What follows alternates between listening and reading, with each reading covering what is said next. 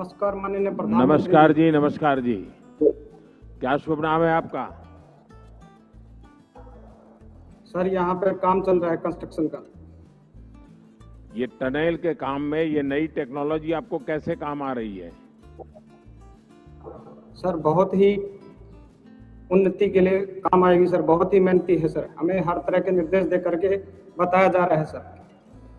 ये सीखने में तकलीफ होती है कि आराम से आप लोग उसको सहज स्वभाव के तहत करना शुरू कर देते हैं कि बहुत ट्रेनिंग लगती है, स्किल डेवलपमेंट करना पड़ता है, तब जाकर के बड़ी मुश्किल से समझ आता है? क्या होता है?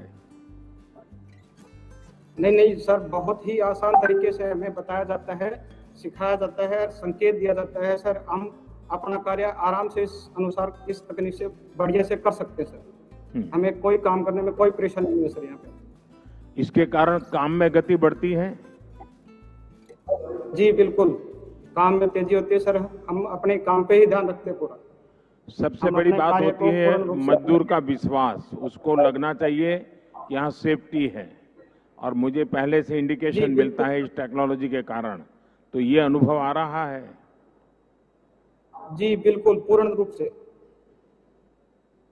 अंदर कोई गैसेस हो, कुछ और तकलीफ हो तो तुरंत ये सेंस करके बता देता है। तो ये अनुभव आ रहा है जी कुछ सर। आपको? जी सर, बिल्कुल। चलिए, मेरी आपको बहुत शुभकामनाएं हैं, और आप श्रमिकों के कारण मेरा देश बन रहा है। साथियों, डिजिटल कनेक्टिविटी बढ़ने के साथ ही डेटा की कीमत भी उतनी अहम हो जाती है। ये डिजिटल इंडिया का तीसरा पिलर था जिस पर हमने पूरी शक्ति से काम किया। हमने टेलीकॉम सेक्टर के रास्ते में आने वाली तमाम अड़चनों को हटाया। पहले विजन की कमी और पारदर्शिता के अभाव में टेलीकॉम सेक्टर को तमाम मुश्किलों का सामना करना पड़ता था।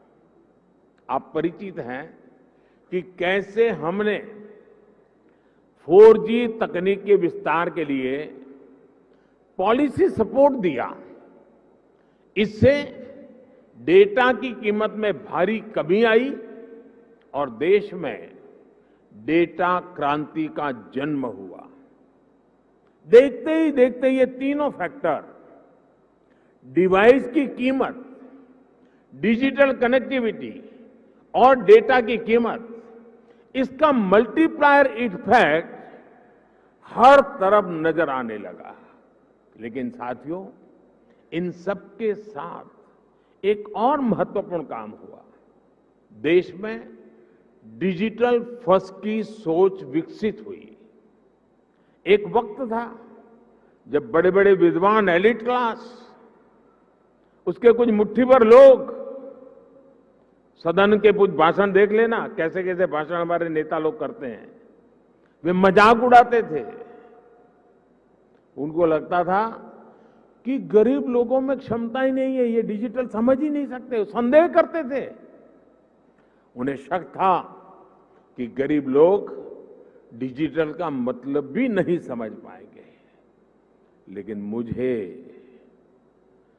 देश के सामान्य मानवी की समझ पर, उसके विवेक पर, उसके जिज्ञासु मन पर हमेशा भरोसा रहा है।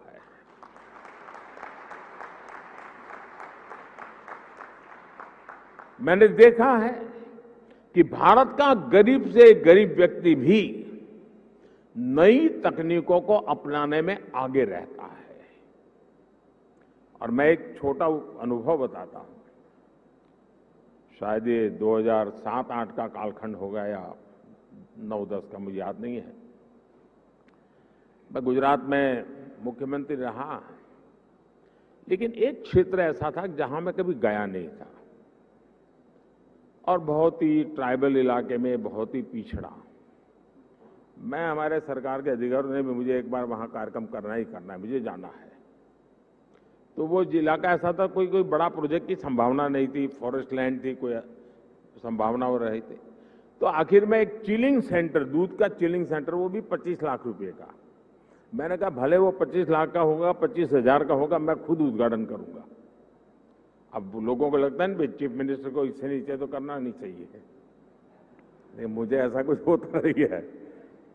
तो मैं उस गांव में गया। अच्छा, वहां हम एक पब्लिक मीटिंग करने के लिए भी जगह नहीं थी, तो वहां से 4 किलोमीटर दूर एक स्कूल का छोटा सा मैदान था, वहां पब्लिक मीटिंग ऑर्गेनाइज की। लेकिन जब वो चिलिंग सेंटर पे गया मैं, तो आदिवासी माताएं बहनें दूध भरने के लिए कतार में खड़ी थी। तो दूध का अपना बर्तन नीचे रख करके जब हम लोग गए और उसकी उद्घाटन की विधि कर रहे थे, तो मोबाइल से फोटो ले रही थी। मैं हैरान था, इतने दूर दरार के क्षेत्र में मोबाइल से फोटो ले रही है। तो मैं उनके पास गया, मैंने कहा फोटो लेके क्या करोगी? तो बोली डाउनलोड करेंगे। ये शब्द सुनकर के मैं सचमुच में सरप्राइज हुआ था मुझे कि ये ताकत है हमारे देश के गांव में। आदिवासी क्षेत्र की गरीब माताएं बहनें जो दूध भरने आई थी, वो मोबाइल फोन से अपनी फोटो ले रही थी और उनको ये मालूम था कि इसमें तो नहीं, आप डाउनलोड करवा देंगे। और डाउनलोड शब्द उनसे मुंह से निकलना, ये उनकी समझ शक्ति और नई चीजों को स्वीकारने के स्वभाव का परिचय देती है। मैं कल गुजरात में था, तो मैं अंबाजी तीर्थ क्षेत्र पे जा रहा था, तो रास्ते में छोटे छोटे गांव थे। आधे से अधिक लोग ऐसे होंगे जो मोबाइल से वीडियो उतार रहे थे, आधे से अधिक लोग। यानी हमारे देश की ये जो ताकत है, इस ताकत को हम नजरअंदाज नहीं कर सकते हैं। और सिर्फ देश के इलीट क्लास के कुछ लोगों को ही हमारे गरीब भाई बहनों पर यकीन नहीं था।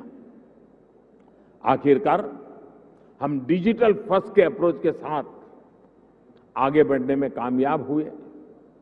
सरकार ने खुद आगे बढ़कर डिजिटल पेमेंट्स का रास्ता आसान बनाया। सरकार ने खुद ऐप के जरिए सिटीजन सेंट्रिक डिलीवरी सर्विस को बढ़ावा दिया। बात चाहे किसानों की हो या छोटे दुकानदारों की, हमने उन्हें ऐप के जरिए रोज की जरूरतें पूरी करने का रास्ता दिया। इसका नतीजा आज आप देख सकते हैं। आज टेक्नोलॉजी सही मायने में डेमोक्रेटिक हो गई है, लोकतांत्रिक हो गई है। आपने भी देखा है कि डिजिटल फर्स्ट की हमारी अप्रोच ने कोरोना वैश्विक महामारी के इस दौर में देश के लोगों की कितनी मदद की।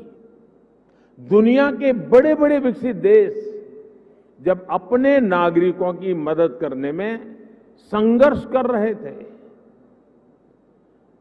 खजाने में रुपये पड़े थे, डॉलर थे, पाउंड थे, सब था, यूरो था, लेकिन और देने का तय भी किया था, लेकिन पहुंचाने का रास्ता नहीं था। भारत एक क्लिक पर हजारों करोड़ रुपए मेरे देश के नागरिकों के खाते में ट्रांसफर कर रहा है। ये डिजिटल इंडिया की ही ताकत थी कि जब दुनिया थमी हुई थी, तो भी हमारे बच्चे ऑनलाइन क्लासेस ले रहे थे, पढ़ाई कर रहे थे। अस्पतालों के सामने असाधारण चुनौती थी, लेकिन डॉक्टर्स अपने मरीजों का इलाज टेलीमेडिसिन के जरिए भी कर रहे थे। ऑफिसेज बंद थे, लेकिन वर्क फ्रॉम होम चल रहा था। आज हमारे छोटे व्यापारी हो, छोटे उद्यमी हो, लोकल कलाकार हो, कारीगर हो, डिजिटल इंडिया ने सबको मंच दिया है, बाजार दिया है। आज आप किसी लोकल मार्केट में, आप सब्जी मंडी में जाकर देखिए, रेहड़ी पटरी वाला छोटा दुकानदार भी आपसे कहेगा कैश नहीं है, यूपीआई कर दीजिए। मैंने तो बीच में एक वीडियो देखा, कोई भिक्षुक भी डिजिटली पेमेंट लेता है। ट्रांसपेरेंसी देखिए। ये बदलाव बताता है कि जब सुविधा सुलभ होती है, तो सोच किस तरह सशक्त हो जाती है।